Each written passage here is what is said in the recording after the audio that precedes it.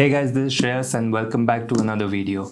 Today we are going to unbox the Sony WH-1000XM4s. Yeah, long name. Sony should really get their name straight, but anyway, unlike the name, the product is actually really great. So anyway, this is a quick unboxing of it. Also stick around till the end of the video because there are some things you should definitely take note of before you spend your money on this, because there are a few additions but there are a few subtractions as well, so you should be aware of it. And if it suits your use case, only then spend your money on it. So I'll be bringing another video which involves the differences between the XM3s, the last version, and the XM4s, the current one. So if you aren't subscribed, you should definitely subscribe to see, because I'll be covering everything right from the design to the features to all the sound quality differences and the software differences in the app. So yeah, with that, this is Shreyas and let's check that out.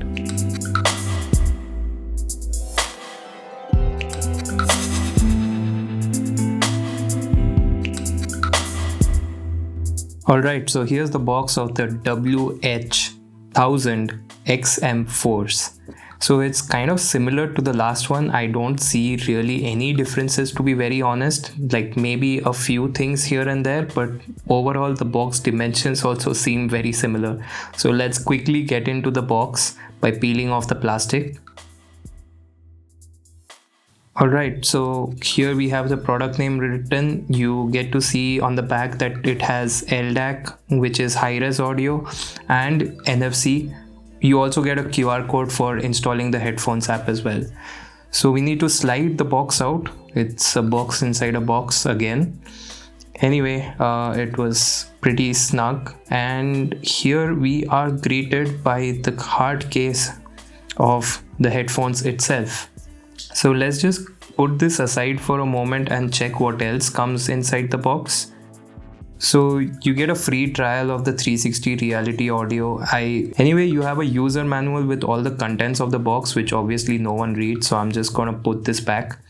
So on the hard case shell, you have a pouch behind, which is kind of a net. So now let's now open the box, looking at the headphones itself. So let's keep the headphones aside for now. So we have the airplane adapter, we have a USB-C to USB-A cable to charge, we have a 3.5 to 3.5mm headphone jack to connect it wired. So here's the first look at the headphones. Now as I recollect, the XM3s were a bit more shinier. This is way more matte and the soft touch is a bit higher on this. The ear cups are slightly larger as well. You can see the proximity sensor over here to help with the wear detection, which has been introduced. So now let's quickly switch this on, quickly show you how to set up these pairs of headphones. As you can see, the pop-up from Google has come as it detected a Google certified headphones, but I'm not going to do that because that is the easiest way.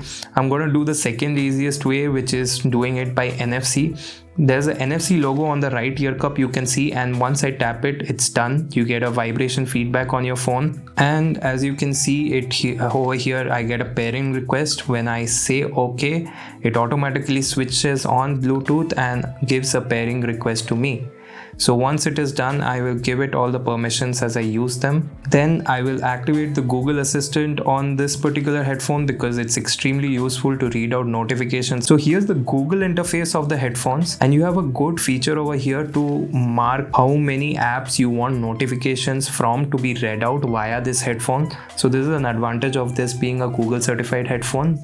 Let's quickly dive into the app itself by Sony and set it up. So here's the app, and you can see a lot of information over here. You can see the type of ambient sound control. You have the various equalizer settings over here, and you can custom do that as well, but it only happens in SBC codec. And clearly we see an update coming up with the headphones. And the down at the bottom of the screen, you can see there's a update for the headphone and it's happening in the background. So on the top, you can see the codec being currently used by the headphones. And if you dive into the Bluetooth settings, since I'm on Android 11 beta, it has a feature over here where I can select the codec from the Bluetooth device menu.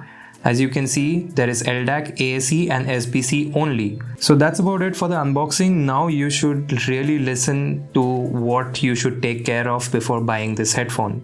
Okay, so if you're interested in this pair of headphones, you might be aware that there are a few really great additions to this particular headphones which were primarily missing from the last iteration of this. So the first thing is obviously wear detection and multi-device support. That is one thing that I absolutely missed on my last pair of XM3s. So I'm so delighted that it's there. The thing that I want to let you guys know and you should be aware about is the Bluetooth codecs. So the XM4s obviously has the Sony LDAC codec, which is amazing, but you should take into consideration that it is missing aptX and aptX HD. Now, why is this important? Because aptX and aptX HD are usually the codecs which work with Windows PCs or laptops natively. Now, that does not mean that it won't work at all, because there are other codecs on this like SBC and AAC which are of a lower bitrate. But if you want to take advantage of multi-device support, etc., you anyway have to use AAC. The thing you should take into consideration is, first, if you're using a laptop or a PC, go to your laptop manufacturer's site or your motherboard's manufacturer's site, check out all the Bluetooth drivers. Now, if you have another Bluetooth headset which uses only AAC, try them out if they're working or not. Only then spend your money if you plan to use it with your laptop or PC. So if you're not planning to use this with your laptop or PC, then you have no point for concern. But if you plan to use it with your laptop or PC, you should definitely go and check if your Bluetooth codecs are supported like AAC, because that is extremely necessary for this pair of headphones to work with your laptop or PC. So what I had to do is go to my motherboard manufacturer's website, check out what drivers they have in the Bluetooth section. I tried them out. I tried the latest one. Luckily it worked. There were no details mentioned about which codecs work or not, but with the previous update I had, it did not work. So clearly it was only supporting aptX, which I did check deep into the settings. So after installing this particular driver update, it was pairing and working seamlessly. So I'm glad it's working and I can use multi-device support as well. So that proves to me that AAC codec is working on my PC, but it might not be the case with you or your laptop. So you should definitely check it out if you plan to use with them. If not, and you are fortunate enough to have a headphone jack nearby on your laptop or PC, because even those are becoming rare nowadays, you can use it in wired mode, but you won't be able to enjoy the multi-device support, etc. features like that. So with that, I hope this was helpful, because I will be reviewing them in detail and I will be again reiterating these. But since we have an early bird sale of these particular products right now in India, that is, it's selling for 28,500, which is 1,500 less than the MRP, which is going to be after September 30th. I thought of informing you guys. So anyway, if you want to check these out, the links of the products will be down in the description. I would be grateful if you buy from there. That's been it, and thank you for watching.